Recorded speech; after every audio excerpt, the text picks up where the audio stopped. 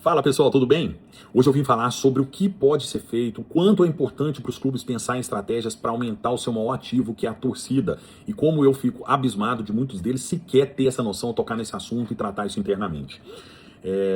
Para quem não sabe, meu nome é professor Júlio Reis, eu falo de gestão, de lucros empresariais, análises financeiras, eu vivo disso, né, implementando melhorias nas empresas, mas eu tenho um canal, sou aficionado por futebol, eu tenho um canal chamado Gestão da Bola, onde eu faço as análises econômicas, financeiras, e esse assunto de torcida tem tudo a ver.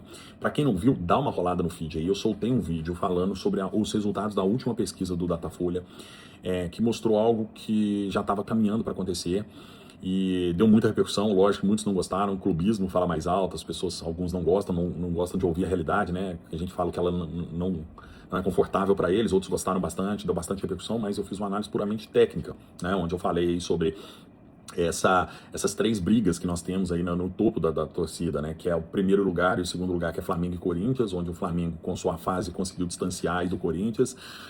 O terceiro e o quarto, que é São Paulo e Palmeiras, ou Palmeiras e São Paulo. Há muito tempo o Palmeiras vinha dando sinal de encurtamento da diferença e pela primeira vez apareceu numericamente acima do São Paulo, e é uma tendência, apesar de não poder cravar pela margem de erro hoje que existe isso, mas é uma tendência. E depois Cruzeiro e Vasco, né?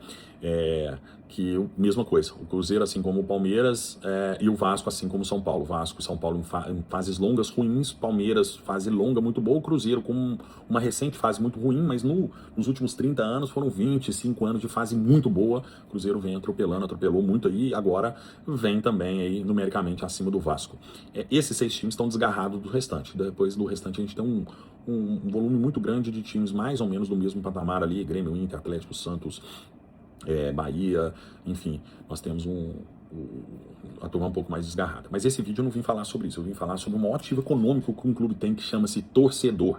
E eu fico abismado como a maioria dos gestores não tem essa percepção e não atuam estrategicamente nisso. Isso talvez por falta de visão e muitas vezes por falta de visão de longo prazo, pelo imediatismo. Os dirigentes se preocupam muito em dar resultado no curto prazo. Você trabalhar a torcida são ações estratégicas que você vai fazer hoje para colher o fruto de 5 a 10 anos depois, mas ela é fundamental. Quem fez isso há 5, 10 anos atrás, colhe o fruto hoje. A gente tem um grande case de sucesso, o Cruzeirense, tem do Felício Brandi nos anos 60 ali, que ele, de fato, ele tinha a terceira maior torcida de Minas, e ele pegou e falou: o Cruzeiro não tem torcida, nós vamos fazer torcida. Ele promoveu uma série de ações estratégicas, principalmente no interior de Minas, rodando com jogadores, dando brinde nas escolas, fazendo excursões, e isso deu muito certo, fez com que o Cruzeiro atropelasse, tornasse a maior força de Minas, e depois, aliado isso à questão futebolística, o Cruzeiro ter tido uma fase muito melhor, ter ganho, ser o maior ganhador de títulos de Minas, fez com que a diferença para o Atlético se intensificasse. Mas eu não estou aqui para falar isso, nem para causar polêmica, eu estou aqui para dizer o seguinte: há estratégias para ser feito, temos um case de sucesso que ficou morto lá atrás e ninguém fez isso depois. Eu não tenho notícia de nenhum time ter feito uma ação tão bem estruturada, né, para isso. Há 10 anos atrás, gente, em 2016, 2015, o Bruno Vicentim assumiu ali a vice-presidente de futebol do Gilvan, e ele me convidou para montar um plano de gestão do Cruzeiro. Inclusive, quem tiver interesse, é só escrever plano aí abaixo, que eu vou mandar esse plano em PDF para vocês aí no WhatsApp de vocês. Pedir para alguém da minha equipe mandar. Ficou muito legal. Eu vou botar uns 2, 3 prints aqui nesse post para vocês verem, ficou muito legal. E um dos principais eixos desse plano era o crescimento da torcida. Eu falo isso com muita clareza. Eu vou listar para vocês aqui o quanto é importante essa questão da torcida. Você não pensa comigo. Você tem uma base de torcedor de 10 milhões. Você tem outro time que tem 3 milhões. Qual o patrocinador vai pagar mais caro? Ele tem condições de patrocinar, ele vai pagar mais caro pro time que vai agradar 10 milhões de consumidores ou pro que vai agradar 3 milhões de consumidores? É muito óbvio, né? A televisão, ele vai pagar mais caro para um time que tem uma base de clientes com potencial de comprar o jogo dela, fazer a assinatura do streaming dela com 10 milhões ou uma base de 3 milhões? Ou 10 milhões. A patrocinadora de uniforme do time vai pagar mais para um time que tem uma base de torcedor que pode comprar 10 milhões de camisas ou 3 milhões de camisas?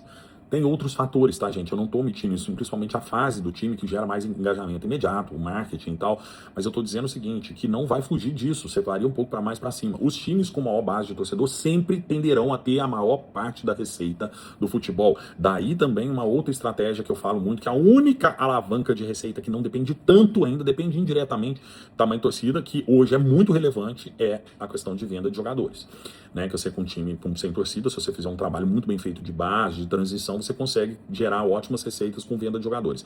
O restante todo, como eu disse, contrato de televisão, contrato com fornecedor de material esportivo, contrato de todos os contratos de camisa, de estádio, name rights, contrato de televisão, tudo isso está vinculado ao tamanho da torcida. Dito isso, o dirigente que não pensa em criar ações estratégicas para fazer essa torcida aumentar é míope, é fraco. Tem que montar um plano estratégico para isso, com estratégias para isso. E uma delas eu acabei dizendo aqui, né? Do Felício Brandi que ele adotou. Óbvio, não adianta nada fazer isso se o time não tiver numa fase boa. Adianta menos. Não tem que ter fase boa. Se tiver fase boa, melhora mais ainda. Mas ignorar isso é sofismo, né? Dizer, não, mas tal time fez, mas como teve pouco performance técnica, piorou um pouco, melhorou pouco. Claro, um caso ou outro de exceção, mas no geral a tendência é essa. Então quem se preocupa, tá nascendo aí muitos torcedores, os torcedores mais jovens, eles são, como disse no outro vídeo, eles são realmente influenciados pela performance técnica, mas eles são influenciados por outras coisas também. Por exemplo, o Cruzeiro também foi muito feliz aí na criação do seu mascote. Eu participei de uma associação de cruzeirenses que a gente promove ainda essa associação, a Associação Grandes Cruzeirenses, é muito legal. E o objetivo era esse, a gente tinha um objetivo de aumentar a nossa base de torcedores. A gente pagava todo mês, fazer um fundo e levar um Raposão em todas as escolas de baixa renda. Talvez não à toa a torcida do Cruzeiro na periferia de Minas seja tão grande, por tanto que esse Raposão rodou, né? Parece que o Atlético tentou imitar isso aí depois, um tempo depois, acertadamente. Então você pode fazer, eu tenho uma ideia aqui, entre várias, né? Não vou gastar esse vídeo dando ideias, mas, por exemplo, hoje os clubes têm uma dificuldade muito grande não conseguem. É impossível aproveitar todos os jogadores da base, né? Você vira uma geração, você tem entre titulares e reservas 20 jogadores da base e vai aproveitar 2, 3. Daqui a 2 anos tem mais uma vencendo. E você tem que liberar a maioria desses jogadores, e tem jogadores que são bons ali, que talvez não tenham nível pro profissional, ou talvez não tenham tido oportunidade. Por que não, de repente, criar um time ali para rodar, um time para jogos festivos, para rodar outras cidades, para levar a imagem do time, rodar junto com o mascote, fazer boas, além de ir para cidades, fazer um jogo festivo também, fazer boas ações em escolas, APAE, instituições de caridade e tal. O Cruzeiro os outros times poderiam agregar ídolos do passado também, junto com esses jogadores novos, e ia ter uma oportunidade desses jogadores com contratos mais baratos, que vão ser jogadores que teoricamente ficariam sem contrato, eles aparecerem algum time interessado, e você faz uma venda baixinha, ou então até mesmo o técnico profissional bate o olho e fala, esse cara não é de se jogar fora, atrás para cá. Algumas vantagens, o custo disso não seria tão alto. Isso é só uma das estratégias que tem nesse plano, que eu tenho em mente para isso.